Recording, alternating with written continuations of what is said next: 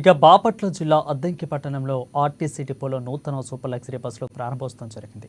ఈ కార్యక్రమంలో మంత్రి గొట్టిపాటి రవికుమార్ పాల్గొని లగ్జరీ బస్సులను ప్రారంభించారు. వైసీపీ పార్టీ హయాంలో ఆర్టీసీ వ్యవస్థ నిర్వీర్యమైందని మంత్రి అన్నారు.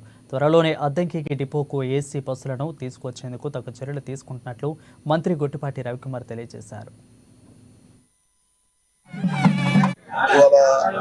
మన అద్దంకి బస్ స్టాండ్ కి 2 సూపర్ లగ్జరీ బస్సులు ఇవ్వటం జరిగింది.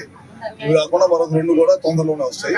మొత్తం 13 లక్షల కిలోమీటర్లు దాటిన బస్సులన్నింటినీ కూడా ప్రభుత్వం రీప్లేస్ చేయాలి, కొత్త బస్సులు ఏర్పాటు చేయాలి అని చెప్పి ఉద్దేశంతో వాళ్ళ మన అద్దంకిలో 12 బస్సులు, ముఖ్యంగా లగ్జరీ బస్సులు కానీ, సూపర్ లగ్జరీ బస్సులు కానీ, ఎక్స్ప్రెస్ బస్సులు కానీ ఇవన్నీ కూడా ఇవ్వడం జరిగింది. ఇవి కాకుండా మరొక 12 బస్సులు ఈ మనీ మంత్రి గారిని, ముఖ్యమంత్రి గారిని రిక్వెస్ట్ చేశాను. మన ఈడీ గారు వీళ్ళందరూ కూడా ప్రపోజల్స్ తొందరలోనే చేస్తామని చెప్పి అంటున్నారు. మళ్ళీ ఈ చంద్రబాబు నాయుడు గారు ముఖ్యమంత్రి అయిన తర్వాత కొత్తగా మళ్ళీ బస్సులు కావాలి.